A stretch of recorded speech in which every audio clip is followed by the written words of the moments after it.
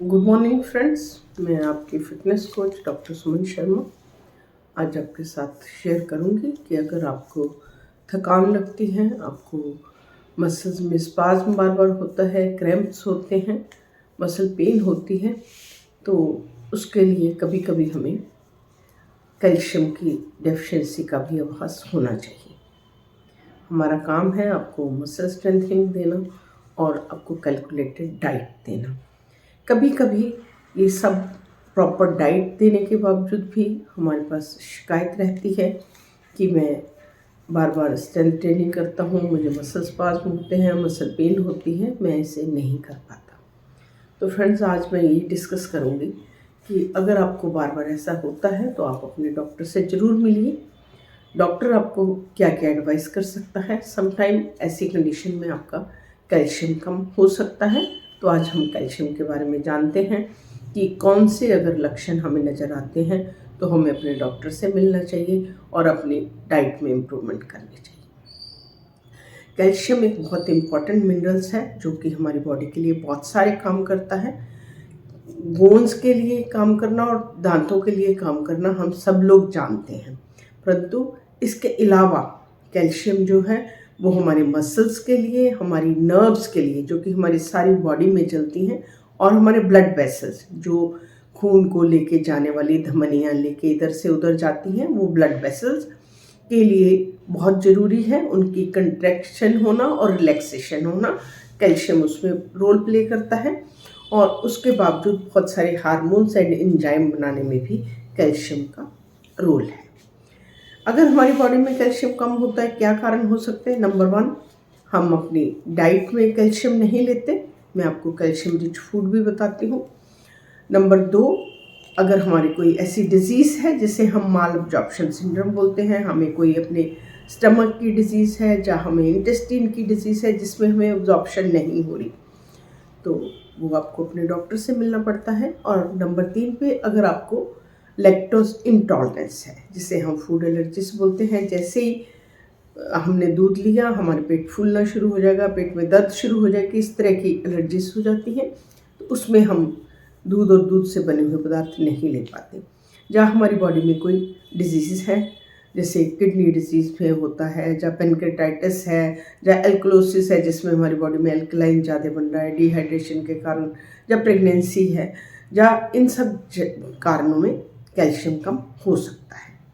तो मैं आपको मोटे मोटे अभी कैल्शियम लॉस के क्या क्या हमें साइंस आएंगे, तो हमें अपना कैल्शियम डॉक्टर से मिलना चाहिए और हमें अपने कैल्शियम को 2 तरीक़ों से हम ले सकते हैं। नंबर 1 फूड से, नंबर 2 सप्लीमेंट से। कैल्शियम रिच फूड में मैं बात करती हूँ, इसमें आपके जितने डेयरी प्रोडक्ट्स हैं, आपका दूध है, दही है, पनीर है, छाछ है, योगर्ट है, ये सब चीज़ें जो हैं इसमें अच्छी मात्रा में कैल्शियम पाया जाता है। इसके अलावा जो हम दालें खाते हैं, राजमा है, लोबिया है, सोयाबीन है, इसमें अच्छी मात्रा में प्रोटीन है। उसके बाद हम जो नट्स एंड सीड लेते हैं उसमें एलमंड में अच्छा है, सीसम सीड जैसे तिल के बीज बोलते हैं, उसमें अच्छी मात्रा में कैल्शियम पाया जाता है। उसके बाद आपके चिया सीड्स हैं, आपके पंपकिन सीड्स हैं, सनफ्लावर सीड्स हैं, इन सब में जो है वो अच्छी मात्रा में आपका कैल्शियम है। इसके बाद मैं बात करती हूँ ग्रीन वेजिटेबल्स की। ग्रीन उसमें जो है हमारा सरसों का साग और बथुआ, मेथी, इन सब में बहुत अच्छी मात्रा में कैल्शियम होता है। पालक में कैल्शियम है पर उसके साथ में ऑक्सलेट है जो इसकी एब्जॉर्प्शन को हार्ड करता है, इसलिए मैं पालक को अच्छा कैल्शियम का सोर्स नहीं मानती। तो इन चीज़ों को, और जो लोग नॉन वेजिटेरियन हैं उनको फ़िश ज़रूर खानी चाहिए। फ़िश में जो आपकी सैल्मन फ़िश है, सार्डाइन फ़िश है, इनमें जो है अच्छी मात्रा में आपका कैल्शियम के साथ साथ ओमेगा 3 फैटी एसिड और बाकी चीज़ें भी होती हैं। तो ये तो आपके हो गए कैल्शियम के सोर्स, कहाँ से आप ले सकते हैं। उसके अलावा अगर आप नहीं पूरा हो रहा तो आपको सप्लीमेंट दिए जाते हैं, वो डॉक्टर डिसाइड करता है। कैल्शियम की रिक्वायरमेंट हर एज में अलग अलग होती है। बढ़ते हुए बच्चों में ज़्यादा चाहिए होता है, ओल्ड एज लेडीज़ में ज़्यादा चाहिए होता है। नॉर्मली इसकी जो डोज है वो 500 से 1000 मिलीग्राम रहती है, बट जो ओल्ड लेडीज़ हैं आफ्टर मेनोपॉज उनको 1200 मिलीग्राम, और जो बच्चे बढ़ते हुए 9 से 18 साल के बीच में भी 1200 मिलीग्राम तक हमें कैल्शियम चाहिए होता है।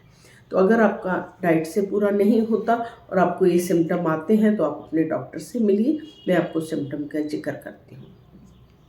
अगर आपको थकान रहती है, आपको अपने मसल्स में क्रैम्प्स रहते हैं, स्पाज्म होता है, पेन होती है, उसके बाद अगर आपको स्किन पे एलर्जीज हैं, खुजली है, एक्जिमा है, साइंस में ऐसा पाया गया सोरियासिस नाम की डिजीज़ में भी कैल्शियम की कमी होने से होता है। और आपके बाल ज़्यादा झड़ते हैं, बाल आपके रफ नज़र आते हैं, ड्राई रहते हैं, तो आपको अपने कैल्शियम पे नज़र मारनी चाहिए। उसके आगे मैं चलती हूँ। अगर आपको नींद अच्छे से नहीं आती, आपको फॉरगेटफुलनेस है, आपको लाइट हेडेडनेस है, आपको अच्छा नहीं लगता, तो डिप्रेशन है, तो भी आपको एक बार अपने इस बारे में सोचना चाहिए। आपके हाथ पैरों में टिंगलिंग सेंसेशन है, कई बार मुंह के पास टिंगलिंग होती है, कभी कभी होती है फिर हट जाती है, और कभी कभी हमारे आम भाषा में बोलते हैं कि मेरी आँख फड़कना, तो कभी कभी उसको हम जो सेंसेशन है उससे हम कैल्शियम डेफिशिएंसी की तरफ भी इशारा कर सकते हैं। कैल्शियम मेनली हमारी बोन्स पे रहता है। जो ब्लड में हमारी रिक्वायरमेंट होती है वो बोन से आके जब भी रिक्वायरमेंट होगी तो ब्लड में हमेशा पूरा रहेगा, क्योंकि बहुत सारे काम कैल्शियम करता है। जैसे मसल्स के काम है तो हार्ट भी एक मसल है, हार्ट को रेगुलेट करना भी कैल्शियम का ही काम है। तो कुदरत ने ऐसी चीज़ें बनाई हुई है कि वो हमारे सिस्टम को नहीं रुकने देता। अगर कम होता है तो फटाफट बोन से खींच के हमारे कैल्शियम में आ जाता है। ये कौन करता है? इसको हमारे ब्लड में रेगुलेट करता है पैराथायराइड हार्मोन, तो उसका भी ठीक होना बहुत ज़रूरी है। तो जब भी आपको प्रॉब्लम आती है, एकदम से आपको पता ही नहीं चलता, वो तो बोन से निकल के आपके ब्लड की सप्लाई पूरी होती रहती है। तो कमी कहाँ आती है? आपको बोन्स में शुरू होता है ऑस्टियोपेनिया, जिसके कि आपकी बोन की डेंसिटी, घनत्व जो है, जो बोन की स्ट्रेंथ है, वो कम होनी शुरू होती है और धीरे धीरे इतनी कम हो जाती है कि वो ऑस्टियोप्रोसिस, जैसे फ्रैक्चर होना, इतनी भुरभुर होगी कि बिना उससे जरा से गिरे फ्रैक्चर।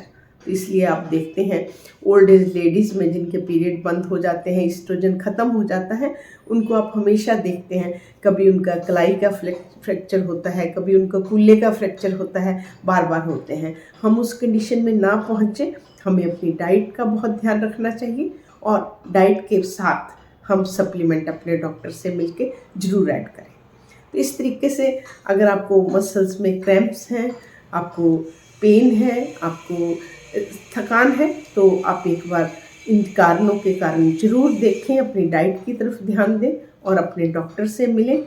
अगर आपको डॉक्टर सप्लीमेंट एडवाइस करता है तो आप इसको ज़रूर लीजिए, और इसको खाने का जो है वो आप किसी दवाई के साथ कंबाइन करके ना लें, क्योंकि कुछ दवाइयाँ हैं जो इसकी एब्जॉर्प्शन को हार्ड करती हैं। कुछ बीपी की दवाइयाँ हैं जिसमें डायरेटिक्स आते हैं, उनके साथ इसकी प्रॉब्लम होती है। कुछ एंटीबायोटिक्स हैं तो आप उनके साथ ना लें, उसके 2 घंटा फ़र्क रख के लें। और दूसरी बात है, आप इसको हमेशा खाने के आधा घंटा बाद लें, क्योंकि इसके अंदर ही आजकल जो है कैल्शियम प्लस विटामिन D3 इकट्ठी टैबलेट आती हैं, तो इसकी एब्जॉर्प्शन के लिए विटामिन D3 चाहिए। और विटामिन D3 जो है वो फैट सॉल्युबल विटामिन है, उसको एब्जॉर्ब होने के लिए फ़ैट चाहिए। तो आप हमेशा अपने लंच या डिनर जब भी उसके आधा घंटा बाद लें, ताकि उसको प्रॉपरली आपकी जो आपने सप्लीमेंट लिया वो एब्जॉर्ब हो जाए।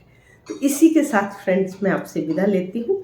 फिट इंडिया में मैं इसी प्रकार नई नई जानकारी लेके आपसे जुड़ती रहूँ। आप भी अपने आसपास में अपने रिलेटिव्स को, अपने फ्रेंड्स को अवेयर करें, और मेरे साथ फिट इंडिया में ज़रूर जुड़ें। मेरे चैनल को लाइक, शेयर एंड सब्सक्राइब करें, और इसी तरह से हम आपसे